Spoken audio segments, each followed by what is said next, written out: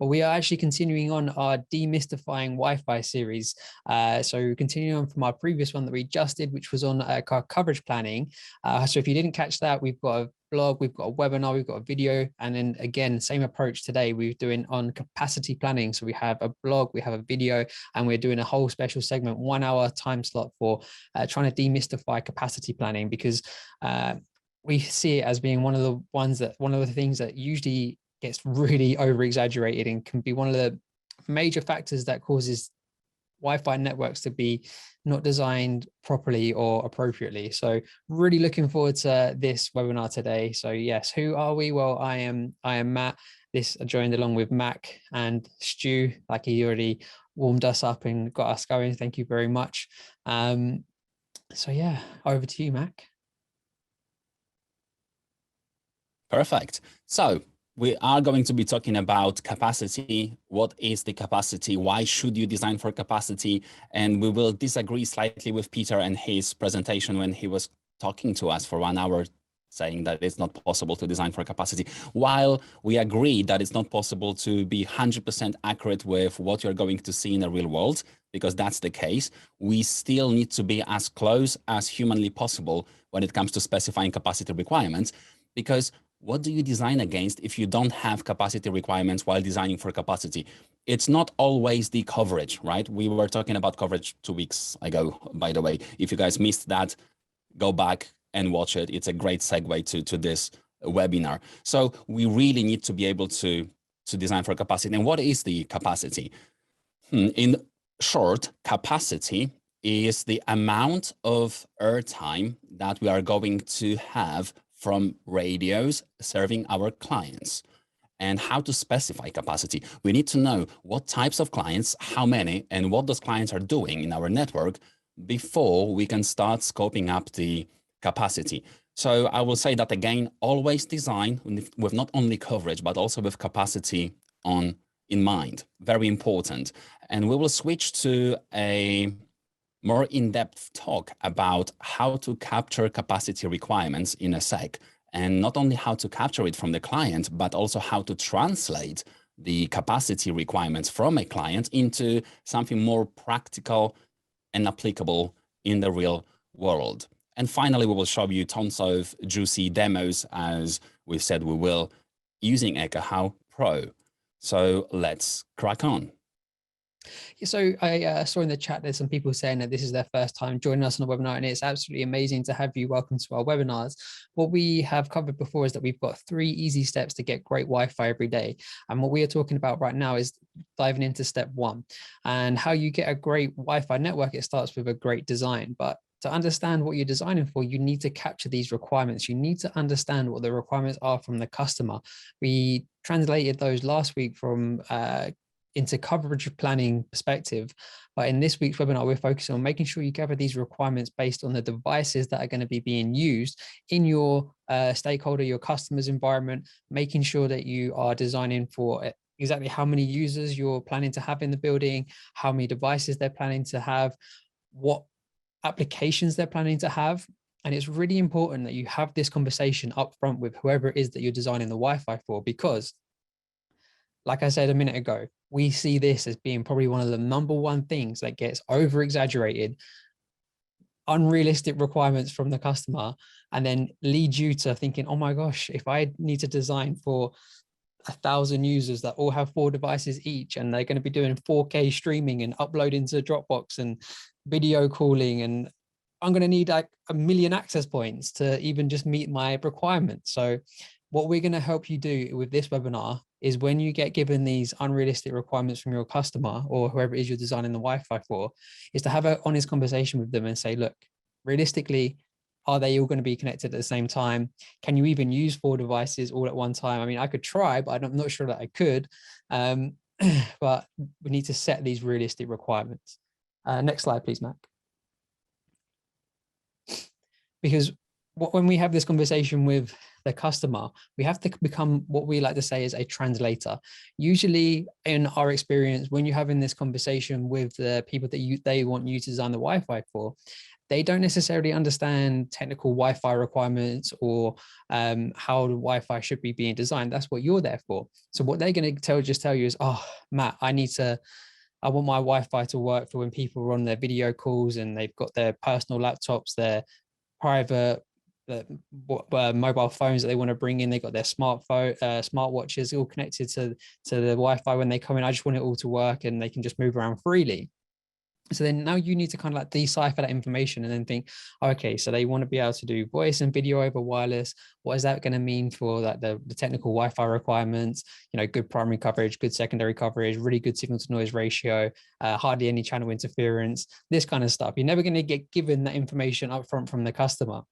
And then also making sure that you find out what the devices that they're going to be using and what applications they're planning on using, because depending on the device and depending on what application they're planning to use, it will mean that you will be designing the Wi-Fi differently. So we have to take all of that information and then translate that into becoming Wi-Fi requirements.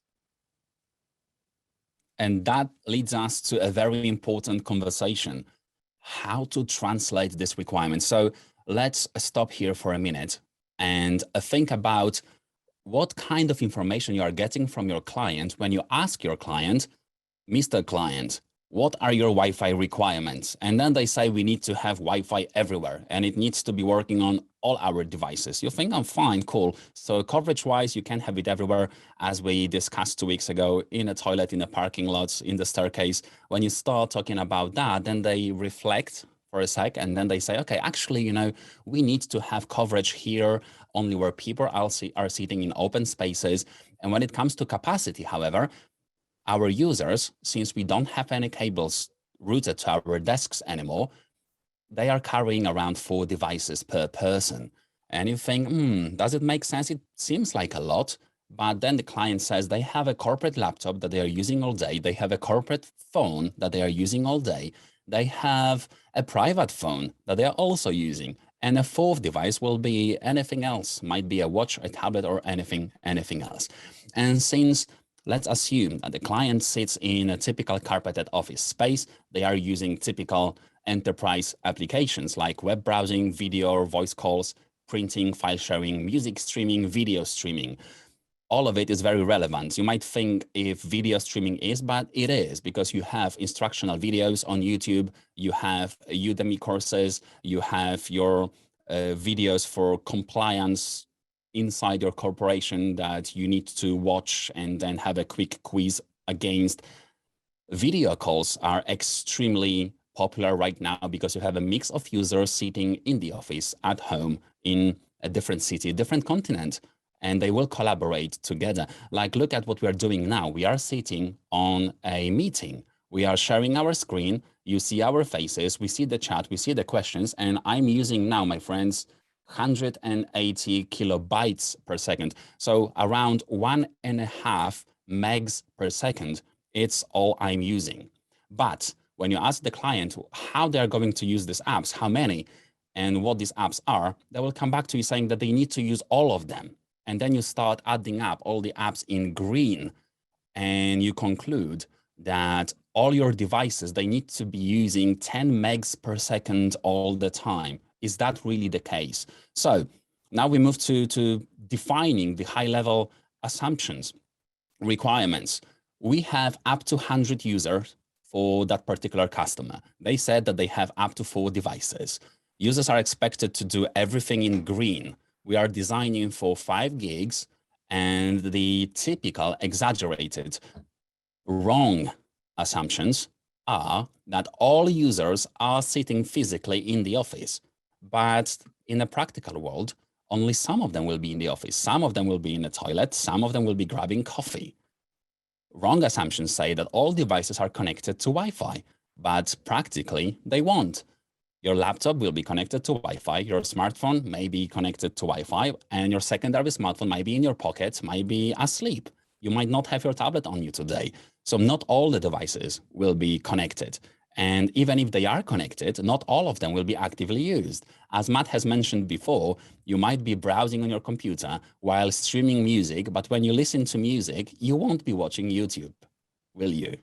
Because your brain has, I know it will sound bad, because our brains, they work differently, but our brains have limited capacity when it comes to the amount of media and information we can consume.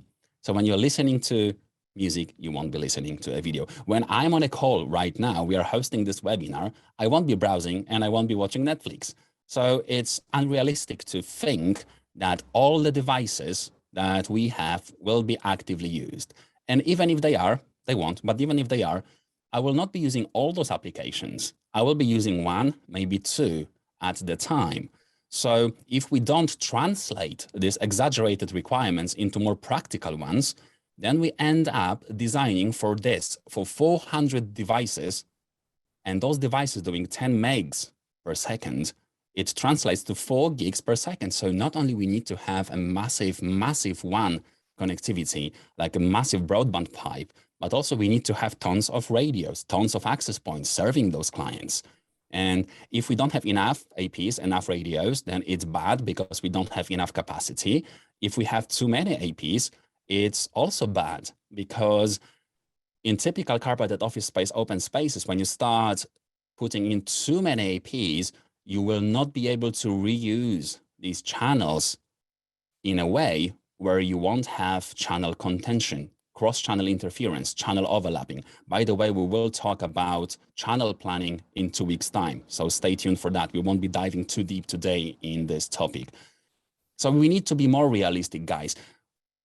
When we assume that we need 100 devices, maybe we will have 60 or 70, 100 users. Maybe we'll have 60 or 70 on site. Maybe we won't have 4 devices that are active in the network. Maybe we'll have 2. That's more practical. And out of these 2 devices, you will be using one as your main device doing Zoom call. And the other, you might be using for a quick email check or for music streaming. You won't be on a Zoom call on both devices. So now we are down to 140 devices doing 280 megs, all of them together instead of 4 gigs. And that sounds way more realistic. Again, it's not possible to scope it 100% accurately, but ask relevant questions, understand what the network is used for, and then translate customer requirements into real Wi-Fi capacity requirements. Mac, let's just pause here for 1 second. We've just had a really good question that's, okay. Just go back 1 slide. We Sure. had a really good question coming here saying that they've looked at our capacity calculation and they completely understand it and the reality here.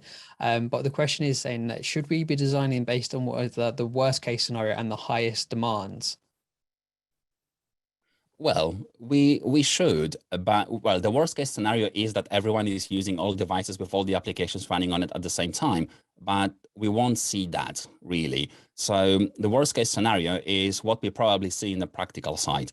We are still slightly exaggerating it, saying that we are going to have 70 users in the office that has maximum capacity of 100 users most of the time. Sometimes maybe you will have full capacity in the office, but most of the time you won't.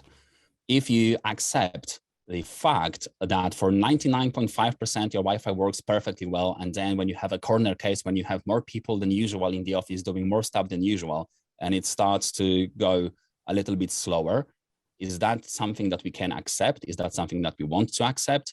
That's another conversation with a client. So we want to 100% understand what they want to have and when and how. If they tell us that we absolutely 100% have to cater for all 100 users and they will be doing all this heavy stuff on Wi-Fi, then that's what we are designing for. But we need to understand that and translate it into practical requirements. Because then when you have the conversation with the customer and you go, okay, that's fine, we can do that, but you now need to have 4 times the amount of access points that we were planning for. And they go, oh, actually, okay, you know what, maybe you are probably right. And not everyone will be in the office at the same time, all using the Wi-Fi at the same time. So that was a really great question. I'm glad that came up at that moment because I feel like that's a good time to answer it. So yeah, why don't we move on? Because we have a poll question and I will launch this poll now, Mac, whilst you're sharing. So let me just bring that up for you. And the question here is, what is your biggest challenge when it comes to capacity planning? Is it A, getting unrealistic requirements from the stakeholders? Is it B, translating the business capacity requirements into Wi-Fi capacity requirements? Or is it C, specifying relevant capacity requirement areas and assigning device profiles to them? Or is it D, what is capacity planning? I just design for coverage. You So, do? yeah. Well done. Okay, we still have tons of questions coming in, answers coming in quite fast. So let's leave it on screen for the next few seconds. The answers are Sure. quite long. Yep. We'll just give it a few more seconds and I will, oh yeah, there's another good answer in the chat there. E, getting capacity requirements in the first place. Yeah, that is correct. Sometimes it's hard to just get those capacity requirements as well. So great suggestion there. What I'll do now, since we had most of everyone on the webinar answer, I will end the poll and share the results. We can take a look together. And what we can see is actually the most popular answer was B, and then that's translating the business capacity requirements into Wi-Fi capacity requirements, which I can completely understand. You know, it's not that sometimes it's really not that easy or obvious when you are talking to someone non-technical that doesn't understand how Wi-Fi works, to translate what they're telling you into what you actually need to design for in Wi-Fi. So actually it's really good, the demos we've got today, because we've got some, you know, built-in best practices that can help you with like some guidelines for what you should and shouldn't be designing for when it comes into Ekahau. And then we can help you in this webinar understand about how we plan for capacity as well. So, okay, I'm very happy And we with have those. two good questions about the questions from the poll, really. One from Jeremy. Is there any other good references for generally accepted oversubscription ratios? And I would say it would be as good as telling your clients to put an access point every, I don't know, 10 meters, period. It depends. The requirements will be different for different clients. So we need to make sure that we are really getting what the client wants to achieve with their requirements. So there won't be any best practices saying that you want to have 20 clients per radio doing 20% of channel utilization. You know that you don't want to probably cross, let's say 20% of channel utilization, sustain one for voice conversations to be good quality. And by channel utilization, I mean channel utilization reported by the access point, not the duty cycle as measured by a spectrum analyzer itself. So you really have to understand that. Another question is, how are you determining the practical capacity usage, 50% peak, 70% peak? And that's another scenario where we have to make the call and understand what we want to achieve and how. There won't be a simple answer to that. So understanding how Wi-Fi works, understanding how devices they fight content for the airtime, what types of devices we have, what are those devices doing, will help us answer this question, and it will be on a client by client basis. For example, if you know that you are designing just for barcode scanners in the warehouse, it's a telnet text traffic. So your capacity is not a concern at all. So you probably won't be saying that there is like a 50% peak in capacity. Capacity is not a concern. But if you have a, I don't know, like a NOC center, a support center, where they have tons of video conferencing calls simultaneously, then you know that the network will be hammered with time-sensitive traffic most of the time, and that will change your calculations and assumptions. So Sam Clements style answer, it depends. Okay.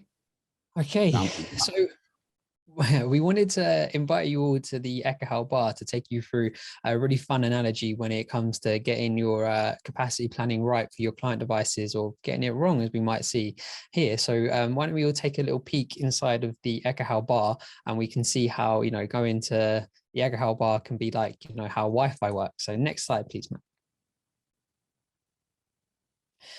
Thank you very much. What we can see that we've got here, we have got our bartender behind the bar who is serving the drinks to the customers in the bar. And we're going to say that the bartender is our access point. And it's got a couple of animations, Max, so you're going to need to click for me, please. Thank you. The first one. Now we can see our access point, lovely, pops up there. Thank you for your assistance, Mac. And then what do we see here in the middle of the bar? We've got our Wi-Fi clients. We've got a lovely lady in a yellow dress that she's at the bar right now being served by the bartender, but she's actually paying for her drink in coins, which is interesting. So that means that it's taking quite a while to, you know, pay for her drink. We could kind of like translate that and relate that to, you know, if this was like a legacy client purchasing, buying your drink, paying coins rather than being able to use cash or card or something fast like Apple Pay. We've got the guy behind in the queue waiting to get served, and he's got to wait for her to be finished paying in her change. And then we've got a lovely lady in the background as well playing her background music. That can be our noise floor. But what we see, everything that's happening in the bar right now, life is good. The bartender can serve the clients pretty quickly. The clients are going to get served by the bartender pretty quickly. And you would say in this scenario that the capacity was scoped and planned for pretty well. But Mac, if you just click twice, and then we'll be able to see on the next slide. Well, if we take a look now, and we can see we've got a lot more people at the bar now, but we've not got any more bartenders to serve people at the bar. The bartender is going crazy trying to serve all of these drinks to all the people there, but they're having to wait ages now to be able to get served because we can only serve one client at a time. We've got people with trying to pay with different methods. Some people have got coins, some people have got cash, some people have got Apple Pay, so they're there ready to pay as soon as they want to. But when they were, whoever was running the Ekahau bar wasn't thinking ahead and thinking, oh, the bar's going to get busier towards the evening when the rock band turns up, which we can see in the background now, where people want to come along. We're going to need more bartenders to be able to serve all of these people. So what do we need to do? If you go to the next slide, Mac, what we can see now, once we've got another bartender there, he's able to serve people with their lovely carrot juices, tomato juices, apple juices, whatever it is they want to drink. Everyone at the bar is nice and happy. They can get access to the bartender very fast. They can speak to each other, no problem. And we have got the bar accurately scoped for capacity now. With 2 bartenders, we can serve all of the people and they are happy. So it's just a bit of a fun analogy we like to play on with the Ekahau bar when it comes to Wi-Fi. Thank you, Mac. We have another poll. You're very now. welcome. Me? All right. I will launch this poll. Bear me 1 second. Our second poll of today is, what is the most common request that you receive for number of devices per user? And I am really, really, really looking forward to seeing the result of this one. How many devices people normally say to you that you need to design the Wi-Fi for per person? Yep. It's a little bit, well, still we have tons of answers coming in quite quickly. So a little bit of a sneak peek. It's slightly lower than I expected it would be. Yeah. I'm still hung up on that last slide while folks answer the question. Is that bartender MU Mimo? Is it Bartender MU Mimo? So I'm MU thinking, Mimo, yeah, that bartender might be right, be able to gather conversations, but great analogy. Love it. Mm-hmm. I'm not sure we want to dive into MU Mimos too deeply as part of this webinar, though. But I thought it was kind of cool, right? Of course it is. Okay, so I think we've had enough. Wow, most of you guys have participated in this poll. Thank you. Yeah, thank you very much. So interestingly to see that 45% of the people that voted said that actually 2 devices per person is what you're getting that request mostly, then closely behind with 3. That's interesting because what we found when we were having conversations with people when we were designing Wi-Fi networks doing professional services is that it would always get over scoped, and they'd always say, oh, our users, they've all got at least 3+ or 4.5 devices that we need to make sure they've got all connected to the Wi-Fi at the same time. So really interesting to see that, the most popular answer was actually 2 devices. But also, Matt, we were working mostly around central London, which is typically even more exaggerated than everywhere else in the UK, at least. So, yeah. Cool. Okay. And now it is a time for live demo. So let me bring up our favorite application to our screen. You know what the favorite application is? I will let you guess. Of course, it's Ekahau Pro. And let me share my Ekahau Pro. I hope you see that nicely and clearly. So guys, now let's talk about how to apply these theoretical concepts about how to translate capacity requirements into real world, into our predictive designs in Ekahau. So what we can see here is a small school. It's a school with some classes around. We have like 12, 15 classes-ish. Corridor around and auditorium in the middle. we have specified that there are two different requirement areas. And in Ekahau, you can specify requirement area. That's the tool for the requirement area. So you can draw the requirement areas depending on what you expect to see and do in those areas. As part of requirement area, you can specify not only RF, radio frequency attributes like primary signal strength, secondary signal strength, SNR, data rates, cross-channel interference, this kind of stuff, but you also can assign a number and types of devices and specify what those devices are doing in Wi-Fi. So currently, in the first step of this demo, we assume that everywhere around the school, we don't have heavy capacity requirements. Inside classrooms, we just have teachers using Wi-Fi. We don't have students using Wi-Fi there. It's extremely low capacity network. We will just have opportunistic browsing. We'll sometimes have some very infrequent upload or download of a file by a teacher. In the auditorium, we don't expect parents, students to connect. So let's take a look at how it translates into Ekahau. So I have highlighted classrooms and corridors requirements area. We can see that it says, oh, there is something called demo high density, 150 devices. Cool. Let's take a look at what it really means.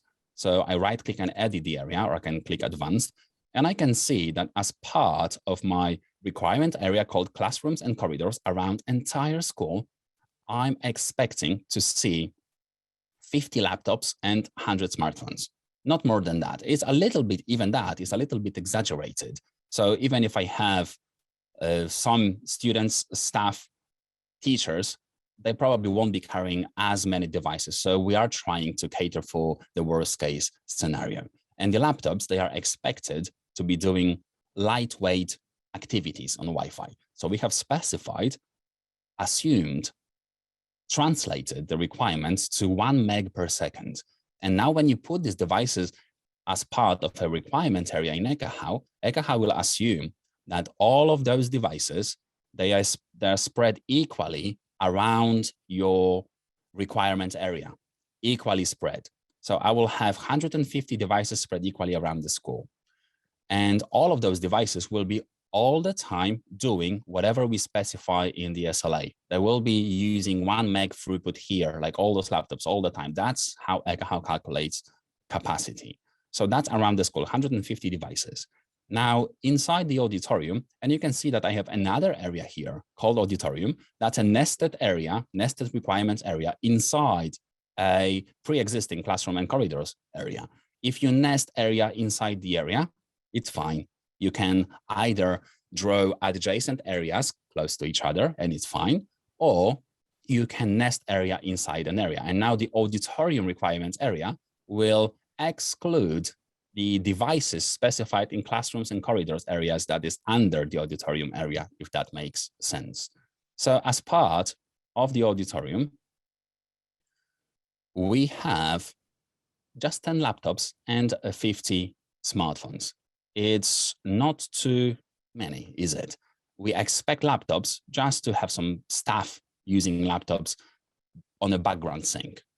And as smartphones, we have 50 smartphones and doing just 1 meg per second. Still, the same coverage profile called demo basic connectivity. So let's take a peek into what that means. So demo basic connectivity, it shows us the RF requirements. So here we have specified that we only care about 5 gigahertz. We don't care about 2.4, and we just care about a primary signal strength. No secondary, no tertiary, no anything else, just the primary signal strength.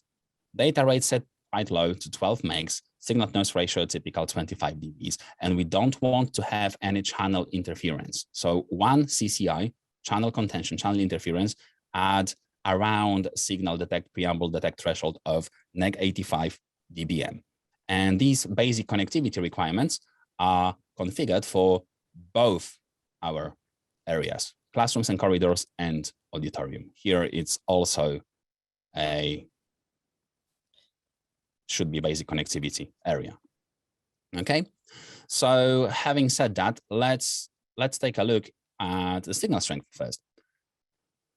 We are using APs with internal omnidirectional antennas, and they are covering entire area very nicely. We have some black spots that are lower than NEC 67 in the corner of a wardrobe, and we really don't care about it too much. We have some lower than NEC 67 around the corridor, and we also don't care about that too much. So from signal strength perspective, it looks very good to me. And we have just 7 APs. Now, against that capacity requirements, let's take a look if Ekahau thinks that we can serve that 210 clients in total with just 7 APs. So I go to capacity health, and it looks like we can serve that many clients with 7 APs doing this lightweight traffic. So now capacity health visualization shows us if, based on the requirements we've specified inside these areas, number of devices, what they are doing, types of devices. When you look at the types of devices, it says like generic laptop, generic smartphone, AC, Wi-Fi 5, 3x3x3, 2x2x2, which means number of transmitting antennas, number of receiving antennas, number of special streams supported, channel width supported.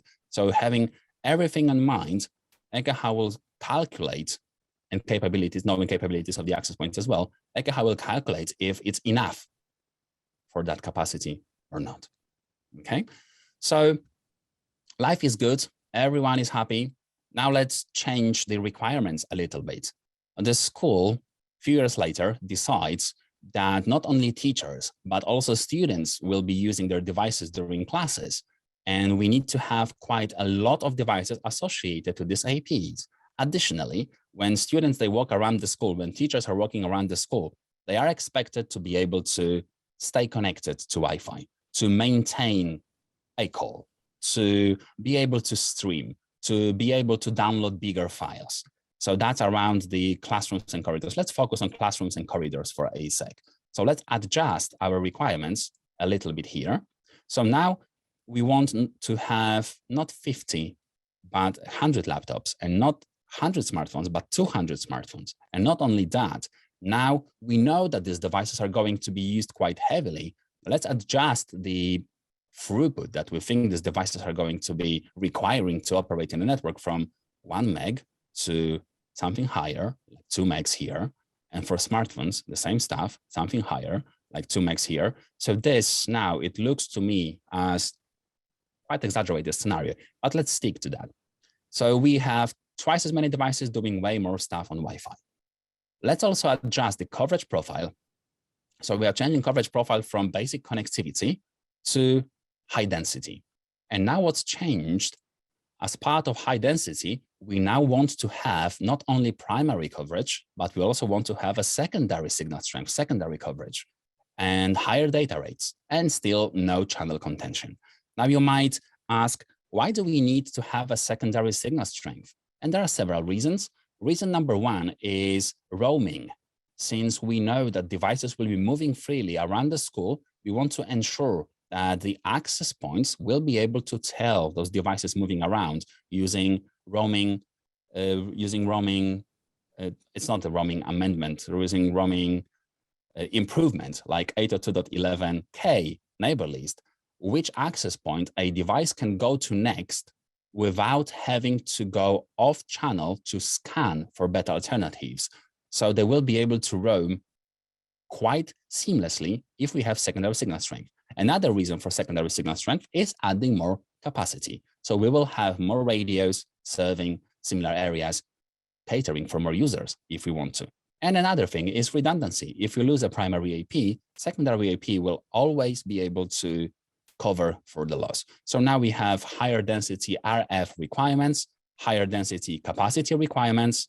And now when I close that and I move to auditorium, we will also adjust requirements there. So now we expect parents to come over to school and watch their kids performing on stage, and they will be capturing video material, photos. And when they do that, they might be sharing it on social media. Even if they don't, most of us today, we have types of photo galleries that are uploading files when on Wi-Fi automatically to the cloud. And it's quite a heavy traffic, and it will be happening at the same time. So now when I edit the area, I want to change my coverage profile from basic connectivity to high density. And I really need to have that because now I am not satisfied with most of the parents and teachers and students being associated to one AP. I want them to be able to jump between APs as they move around the auditorium. So let's say that we don't have 10 laptops, we have 20, and we don't have 50 smartphones, we have 100. And both these device types, they are now doing 2 megs per second. 2 megs here and 2 megs here. So I have adjusted the requirements against the auditorium area. Now let's close that and let's see what's changed. Let's start with easy stuff. Signal strength. Has that changed? No, because we haven't changed anything. APs are still where they were. Now, secondary signal strength. Do we have that? And now look, our threshold is set to next 67, and everywhere where it's not colored, where it's white, it means that we don't have a specified secondary signal strength, which is most of that school. And now let's move to capacity health. When I go to capacity health, we can see that it's rather unhappy. Ekahau is unhappy with the number of APs against number of clients. So what do we need to do? First, since we've used missed APs, let's now switch to something else. I will show you a very quick trick about how to change in batch access points around entire project. I can do a quick select, and let's say I want to change that model to something else. I will go to actions, edit multiple access points, and then I can change that model to something else. Let's say I will change it to 9120 with both 2.4 and 5 gig radios. Cool, happy with that. I will close that, and now we have Cisco 9120 APs around entire school. Let me go back to capacity. And now capacity health is even worse. You know why? Because when I change the access points, they have been given new channels, channel 1 and 36 only. So in order to fix that, I need to recalculate channels. So I go to channel planner in Ekahau. We will spend more time on that in 2 weeks' time. And I still want to stick to 20 megahertz channels for now. For 2.4 and 5 gigahertz, create plan. Let's see what happens. So now we won't have channel contention. It has recalculated both 2.4 and 5. It looks a little bit better than previously because we have 2.4 gigahertz enabled. Now I will show you quickly a second trick. How to disable 2.4. We know that 2.4 is not a requirement for this particular project. So I go to quick select. I select all 2.4 gigahertz radios. And then I go to actions and I disable selected simulated radios. Bam, 2.4 is gone. And capacity now is lowered because we don't have 2 bands serving our clients. We have just one, just 5 gigahertz now. So we know that we don't have secondary signal strength and we don't have enough capacity. Now, what can we do first to increase capacity? And there are 2 things we can do, easy one and more difficult one. Easy one would be to increase the channel width. Because when we increase the channel width from 20 to 40 megahertz, for example, without creating channel contention, without contributing to excessive CCI, we will give clients opportunity to exchange data faster and therefore spend less airtime using Wi-Fi. And we will be able to serve more clients during the same amount of time. So let's go back to channel planning tool. And now I want to just calculate channels for 5 gigs because that's what we have. And maximum channel width will be 40 megahertz. I will create plan. Anything changes there? It is a little bit happier. So I have one more green area. Hooray, well done. But it still doesn't fix my issue. So what I need to do is I need to add more radios. I need to add more APs. So let's do that. I'm highlighting the AP, Control C, Control V, or Command C, Command V. I will move that AP here. And then I will Control C and Control V that AP again. I will move it here. And as you can see, what happened, I've increased number of APs, but my capacity has decreased. So let me remove that last AP and it's happier here. Now let me bring it back and now it's all red. Why is that the case? And the answer is, if you have too many APs on the same radio, I haven't recalculated channel plan. They are all 3 of them on channel 124. Then it's all the access points and all clients or most clients associated to this particular 3 APs will be contending for the airtime. Look at that. I go to selected APs. What does this AP cover? This covers entire left-hand side of a building, right? So if I have clients associated to AP in this classroom or in this classroom, or even in that classroom on the other side of the building, they are all at least providing coverage with NEC 85 or higher, at least that. And clients associated to this APs will be providing similar coverage from their side to other clients associated to different APs. That AP covers entire side of the building. That AP covers entire side of the building. So capacity-wise, it's the same as if all the devices in these 3 different classrooms were associated to a single AP. They are still playing the game nicely, and only one device typically will talk at the same time. So we haven't increased capacity really. We have slightly, because these devices in classes where we didn't have APs before, they will have better signal strength, they will have higher SNR, they will have higher MCS rates, higher data rates, higher throughput because of that, but the contention has not changed. It's still there, tons of devices on the same channel. So let me go back to capacity health for my APs and recalculate channels with displacement of access points. And let's see what happens. Sticking to 40 megahertz, create channel plan. And now on the left-hand side, Ekahau is happy. It thinks that when we increase number of APs from 2 to 4 in here, we should have enough APs to give us enough capacity. So I will switch to empty plan. That's a good tip to do when you want to shuffle some things around, add more APs around, because every time you move something around, Ekahau will not recalculate the entire heat map. And I will place some APs here. I will move that one here to cover the corridor a little bit better. I will move that one here to cover the corridor a little bit better. Same stuff with this one, copy, paste, move that to classroom here, move that one here, copy, paste. I want to have better coverage in the corridor there, and then copy and paste again. And that looks good to me. Now going back to capacity health. It's bad because I haven't recalculated my channels. Let's do that, create plan, and hopefully it will be all green around the classrooms and corridors area. So job well done. We have increased number of access points, pretty much doubled it in classes to cater for more capacity requirements. Now let's spend a minute or 3 talking about the auditorium. So we have one omnidirectional AP here in the middle of the auditorium, and it's not enough to cater for all these clients and all these applications. So let me copy and paste the AP. And let's say I will put one AP here and then one AP there. Of course, capacity is not increased because I haven't recalculated my channels, creating plan.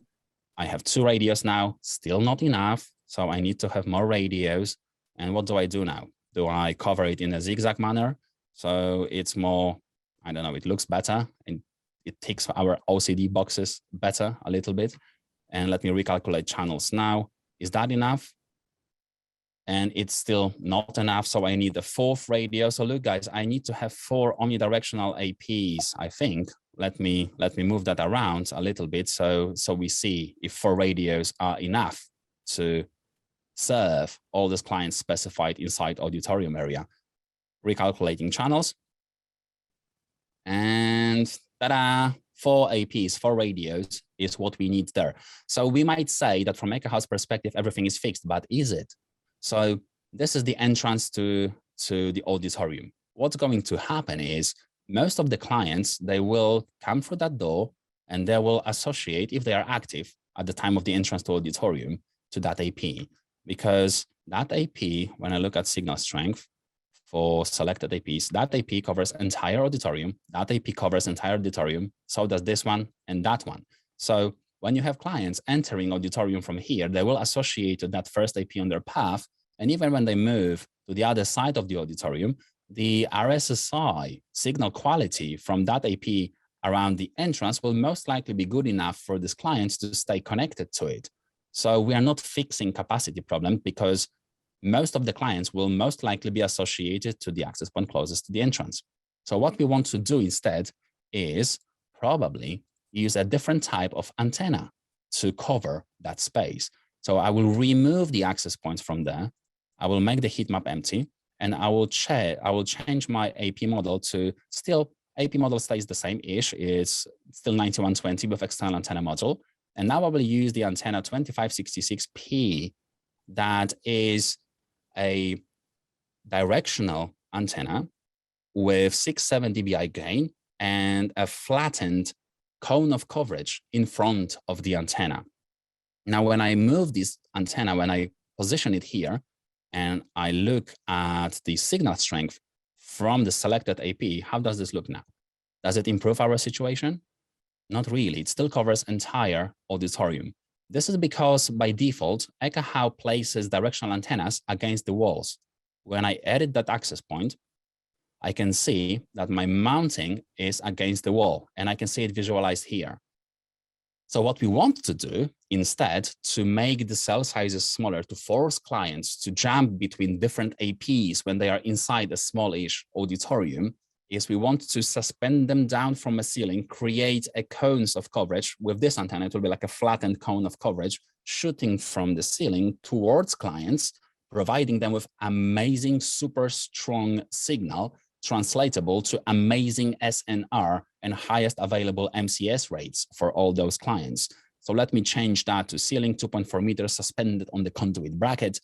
Let me close that window and look at the propagation pattern from that antenna, how it's changed. Now your clients, when they come over here, they will associate to that AP most likely. Then when they start moving farther away from it, let's say like in the middle of the auditorium, the signal strength has dropped to NEC 71 using free space path loss. For a mobile phone, it will drop even faster. And that's already a threshold for roaming for most of the wireless clients like iPhones or Android phones. Typical threshold would be like NEC 70, NEC 72, depending on the firmware, depending on the device. So I like how this antenna covers this space. Let me move, well, actually, let me copy that AP with antenna here, and let me do it again. We've concluded that we want to have 4 radios there. Let me copy it here. And finally, let me copy that one there. And now we have created an environment inside the auditorium where we slice it into 4 different slices. And when clients, they move around, they will most likely associate to the AP that is closer to them. When I'm sitting here, I might associate to that AP or that AP, but I won't associate to that AP, right? So let me quickly recalculate channels. And let's take a peek at capacity health. Now what we have is a really good coverage, secondary coverage, and capacity health as well, using 2 different types of antennas and 2 different types of APs. And that's how you do it in Ekahau when you design for capacity. Okay, I will stop sharing my screen now. That's a great demo, Mac. Lots of tons of great feedback in the chat as well about different concepts of how you might want to design in different areas that people were really enjoying. Absolutely, yeah, well done. Hopefully you guys can all see my screen now. Yes, we can. Perfect. So we want to talk about the LCMI quickly, the least capable, most important device. So when you're talking to your stakeholders about what devices it is that you're designing for, you really need to get an understanding of, what is the most business critical device that needs to work on the Wi-Fi that you're designing for. Now, if you're working in like an enterprise office space, typically this is going to be like the mobile phones or the laptops that are going to be connecting to the Wi-Fi to do the typical business applications to be used on. But if you're working in an environment where there are going to be, let's say in like the warehouse or an industrial, where they're going to be using barcode scanners to manage stock and inventory, they're going to be the most important devices. And from our experience is that sometimes in these environments, they don't necessarily upgrade the barcode scanners too often. So we've designed Wi-Fi networks where we've had barcode scanners that are 10 years old. And they say, look, we've got hundreds, we've got thousands of these devices. It's going to cost so much money to upgrade these devices. We've got a budget to sort out the Wi-Fi, but we need these devices to work on the Wi-Fi. So these now typically become the most important device that you have to get working on the Wi-Fi. So why is this important to define and understand? It's because your least capable, most important device they're not going to hear the Wi-Fi the same as other devices. So let's say, for example, if you've got a brand new iPhone and you put it right next to a barcode scanner, and you look at how they are receiving the signal strength from the exact same access point, your iPhone might be seeing it at, let's say, minus 40 dBm, but the barcode scanner might be seeing it at minus 50 dBm. So there's a 10 dB difference. The other thing to bear in mind is that when you do your validation surveys using your Ekahau Sidekick, your Ekahau Sidekick will also be hearing the Wi-Fi different to how your devices will be. The Ekahau Sidekick has got it's got extremely fantastic radios and can always accurately gather the data for you. But it's still good for you to understand, how does your Sidekick hear the Wi-Fi compared to your least capable, most important device? And the reason why I want to talk about that is because we're going to show you how you can do something inside of Ekahau called device offsets, and then show you how you can create your own device profiles. Because what Max showed you was the built-in generic profiles for devices. What I'm going to show you is how you can add your own custom devices with your own specifications. Because I saw some of those messages in the chat popping up saying you've got some of these old devices in these school environments that, how do we design for that? So let's take a look. So I'm going to bring up our favorite application. Of course, is Ekahau Pro. And what we've got here is a validation survey that we've done, and it's of a warehouse, and we've just shrunk it down to just the aisles. And what we're looking at now is the 5 gigahertz signal strength that was measured by the Ekahau Sidekick. But let's say that we've gone into this warehouse and we found the barcode scanners, and we put the barcode scanner next to where our Sidekick was, and we've taken a look now to see, how does this barcode scanner hear the 5 gigahertz Wi-Fi from a specific AP compared to my Sidekick? And perhaps maybe the barcode scanner hears the Wi-Fi 10 dB difference from our Sidekick. So if I want to visualize that inside of Ekahau, there is a way that we can do that. So by default, what we are looking at here is the signal strength for our measured data using our Sidekick. What Max showed you, if I go to the project and then our device profiles, what we have here is the generic built-in devices inside of Ekahau. So we've got a generic barcode scanner, we've got generic laptop, generic tablet, generic smartphone, and a VoIP phone. And now all of these devices, they're 5 gigahertz or 802.11 5 gigahertz capable, and they are 802.11 AC.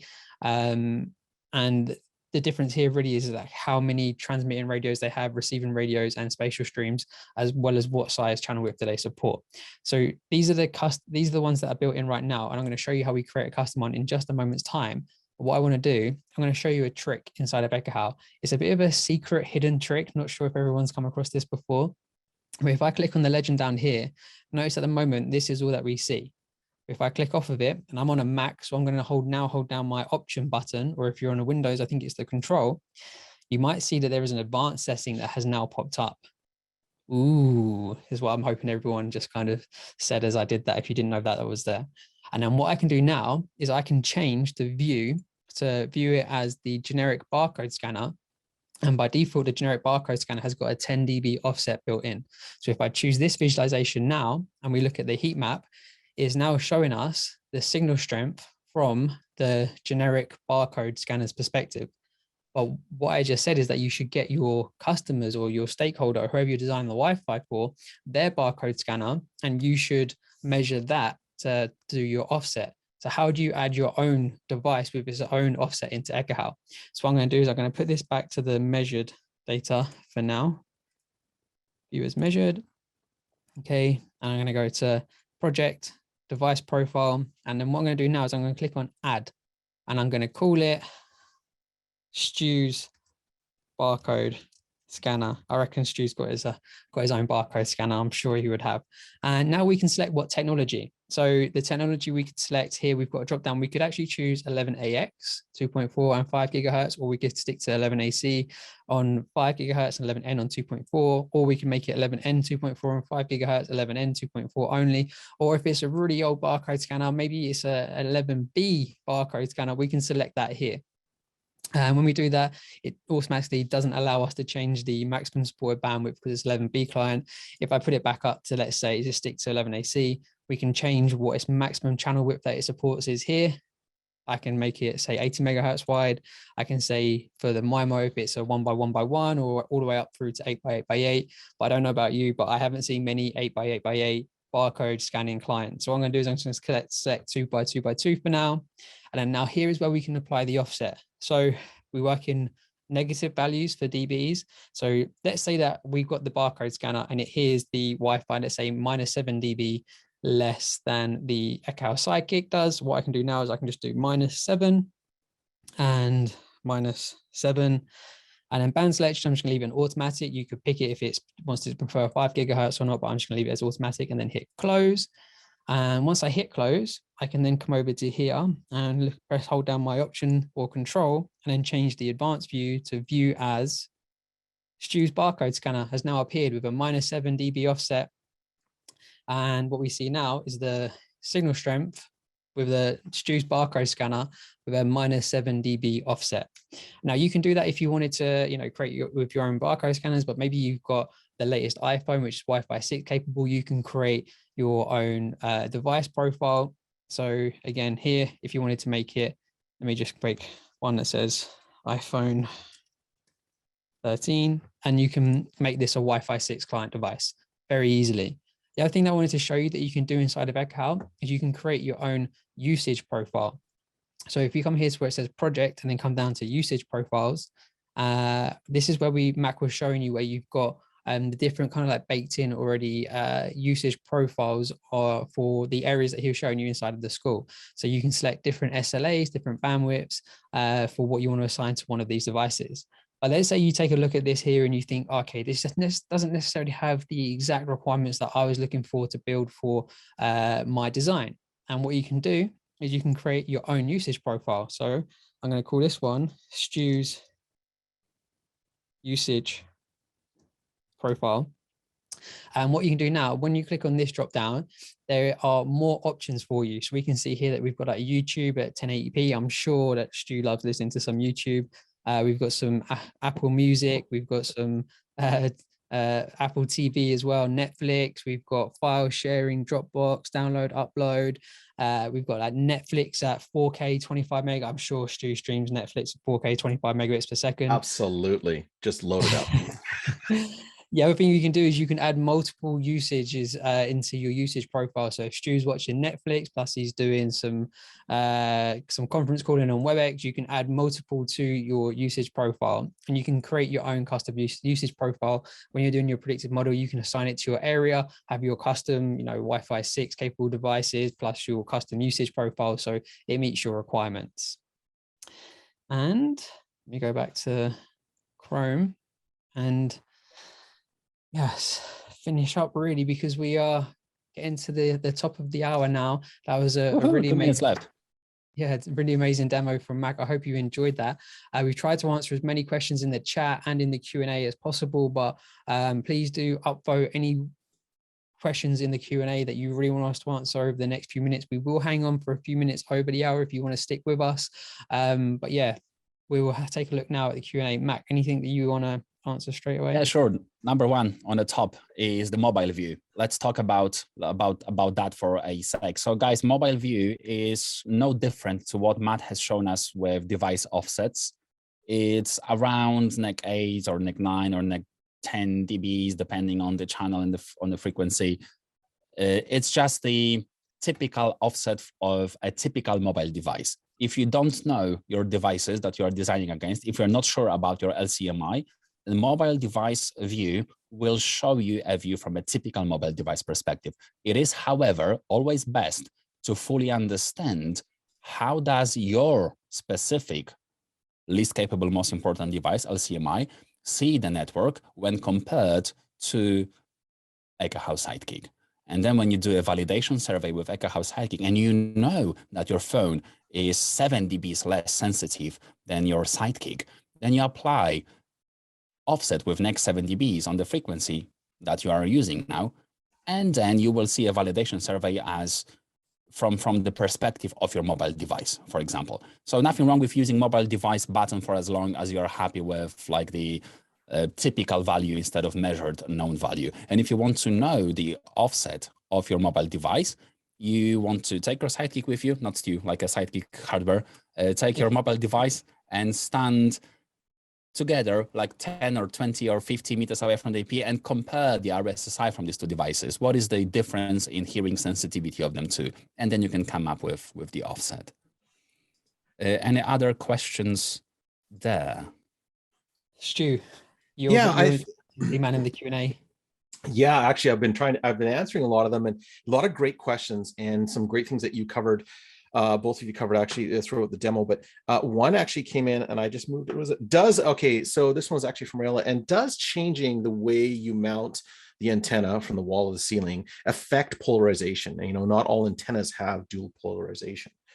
And I think that, I'll try to kind of answer this live, and I think it's, and you guys can kind of jump in, is that we take into account like each of the vendors' antennas, and we know what its capabilities are, so that when we're getting it into those rooms to help on the requirements, we're able to kind of make sure that we can meet those requirements, so to speak. If I'd have to kind of like throw it up on the screen though, but I mean, we take into account all of each of the vendors' antenna specs, and so we make sure that we can actually display it for you. Yeah, so I think just to add to what Stu was saying, is if we take into account all of the vendors' access points and antennas that they send to us. If we don't see an Ekahau, send it over to our support team, and it'll be in there in the next version. And then depending on if you're mounting it to the wall or to the ceiling, like how Mac was showing you when he was doing that, or the demo inside the auditorium where he was using their external antenna, when he first placed it, by default, that antenna is usually typically designed to be installed against the wall. So Ekahau puts it on the wall for you by default. But what you can do completely is you can go into edit that access point and antenna details, and you can flip that polarization from being on the wall to on the ceiling. And that's how Mac was creating that really nice, like controlled cell size for when people were going into the auditorium. So you can try and direct that RF towards the seats that you want people to be sitting at, rather than that omnidirectional that was covering the whole auditorium. So you have less control of the cell sizes and what client devices are going to be connecting to which access point. So this does give you that little bit more of a freedom, flexibility, and you can completely put it on the ceiling, on the wall, or on the floor, depending on what your requirements. Ekahau gives you that complete flexibility to design however you need to, and we have all of the vendors' requirements from the details of their access points and antennas and their propagation patterns and polarizations, and we build it into our software. And guys, I see quite a lot of comments about the angles and stuff, and we are now discussing coverage patterns. Go back to the webinar from 2 weeks ago. We were talking about that, and actually we've used not 2 different types of antennas in our demo, but 4. So that's even more enjoyable. Yeah, so we're doing a whole demystifying Wi-Fi series. If you missed the first one, it was about coverage planning. We've got a webinar, a video, a blog. We've got the same format for this webinar today, where it's the capacity planning, where it's the webinar right now. We've also got a fantastic video that Mac made and a great blog that was written by the rest of the Ekahau marketing team as well. And our next series in the demystifying Wi-Fi is around channel planning, because that is a whole nother beast. I can't wait for that one. Yeah, me too. So, yeah, I had some fun recording the video for that one. that was good fun. So yeah, stay tuned for that. That'll be our next webinar, channel planning. We'll demystify how you plan with Wi-Fi channels in mind, to different frequencies, 2.4 and 5 gigahertz. Okay, any maybe we can take one more question. One more question. A lot of people loving your hat, Stu, by the way. I saw some comments flying in, people loving that Ekahau cap. Yes. If you want to get yourself an Ekahau cap, you can go to the swag store. Or maybe we haven't done a giveaway for a little while. Perhaps on our next webinar, we can do a giveaway of some hats for people, if people are loving I have a got a good question. Good question. What app is running in that screen that shows the RSSI, SNR, etc.? So Matt, you talk about that one, and I will give people another tip. What do you use? Because you've shown your screen. I was showing just the application. What is it? Oh, right. Okay. So people were saying that they want to be able to see, I'm using a Mac, and I've got like the live information about the Wi-Fi that I'm connected to right now. That application is called Wi-Fi Signal, but you can get all of that information if you have a Mac, and if you hold down the Option key when you click on your Wi-Fi icon, it's going to tell you all of that information. So you don't need an app to see that information. You can just hold down the Options key and press on the little Wi-Fi icon, and that will tell you all of that information. And in Windows, if you want to have access to that information, you need to go to command line, CMD. So hit start button, the CMD, enter, and then the command was, it's been a while since I was using Windows, by the way. NetSH, show WLAN interfaces, I think. Yes, something along those lines. Yeah, and just to close up, that's a great way for seeing both devices, so that if you want to create your own device offset, use that information there, and then get your sidekick out. And the best thing part of the sidekick is one of those questions: do I need to calibrate that sidekick? No, that's one of the best parts about it. It's already set for you. You don't need to. It's a tightly controlled manufactured device. So use that, get your raw readings using the Ekau analyzer, and then go out and then check to see what the device that you want to put into your offset, and adding to the device offset that Mac was showing us earlier today. And Tristan, if you want to get the Sidekick shirt that I'm wearing, if you head over to the Ekahau Swag store, it's in there right now. So you can grab a... And if you want to have a Sidekick shirt that Matt is wearing, then you have to send him a private message. I don't think anyone's going to want to have the one that I'm actually wearing, but you can get your own from the Ekahau Swag store. No, mine hasn't got the stripes like Stu does. Stu's got the original Sidekick t-shirt. Mine's yeah, you can't, wrong Sidekick. Yeah, you're not taking my, yeah, can't take me, sorry. Okay, guys, Right. and I think that's it for today. So thank you very much for attending our webinar. Thank you for great questions. We've answered tons. We've had tons. If you have any more questions, reach out to us on socials or send us an email. You know where to find us. And we will see you back in 2 weeks' time. Can't wait already.